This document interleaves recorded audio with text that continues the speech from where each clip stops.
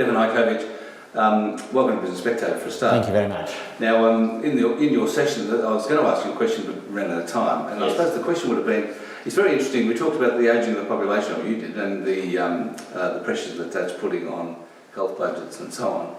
But a lot of the health budget is designed to make us live longer. So the world is, Australia included, the world is spending colossal amounts of money to extend our life. And at the same time, it's putting immense pressure on governments everywhere. So how does that get resolved? That's right. It's one of the big challenges we face. So we're 13% over 65 currently, and that will get to close to 25% by the year 2050, which is quite a profound shift in our demographic makeup.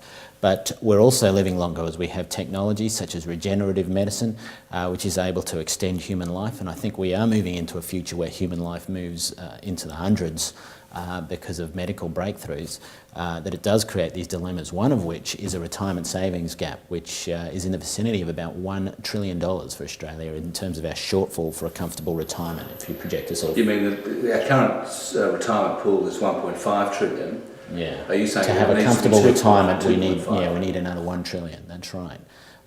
Rice Warner Actuaries put out a report which made that estimate, and that gap has been increasing over time.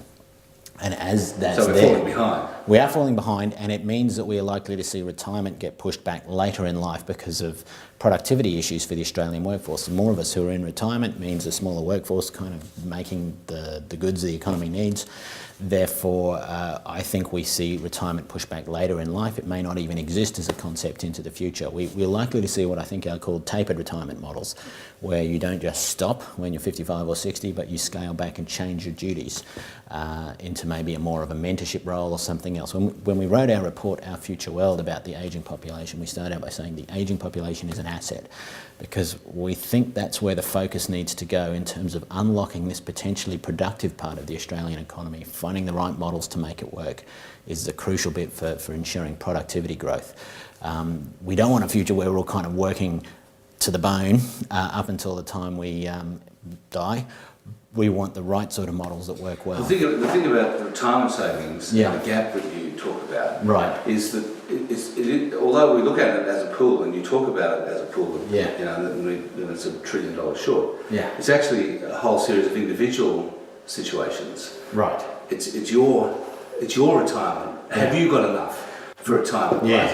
Right? And so the question is, what can each person? I mean, the fact is that if you don't have enough for retirement, you're just going to have to keep working, right? Yeah, I think so. So my strategy is to get in a job I like, which is pretty close to what I'm doing, and continue doing it close to the end. Maybe you're just going to keep telling us how much trouble we're in for. Pretty much. That's my whole career, is to tell everyone else how much trouble you're in. We had a little couple of positive messages hidden in there too, but I think that the reading I've done and the data I've seen shows that mental and physical health is often better later in life when you have some connection to the workforce in the right way. Okay, not a job that is difficult or boring or repetitive or isn't enjoyable, but if you're in the right sort of job as you get older that is suited to an older person, then you get better mental and physical health because you're included in society and you're actively contributing. The surveys I've seen show that older people, especially older males, want a greater level of connection to the workforce than they currently have. So it puts this whole focus onto employers to search for the right sorts of models that can continue to engage people later in life. There are many win-wins if we can make those models work, and I'm not sure that they're all there that much yet. You talked about your 6 megatrends. Yes. As being like the formation of a cyclone. Right. Or at least your boss did, I think. Yes. And because he was a meteorologist. And the thing about cyclones that strikes me is that, yes, you see them forming and you're not quite sure what shape it's going to take or when it's going to happen. Right. The thing about cyclones is you can't do anything about it.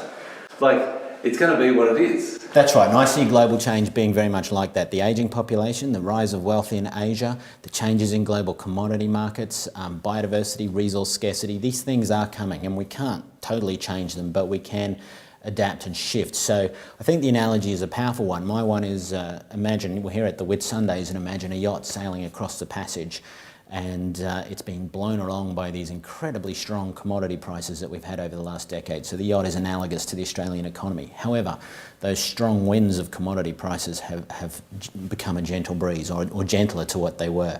and they're not as high. And the yacht is now floundering a bit, wondering about how to go, and we need to quickly reset the sails, reset the direction. The tides have changed to get the same momentum up in the Australian economy as we had previously. So we're at this point of change, and that requires a lot of intelligence and thinking. And at CSIRO Futures, we're trying, along with a lot of others, to do the weather forecast. What is ahead? What might it look like? To put the hands into the information of the skipper, who needs to make some difficult choices about what direction to take, how to trim the sails and keep the boat moving. Thanks for talking to us, Stefan. Absolute pleasure.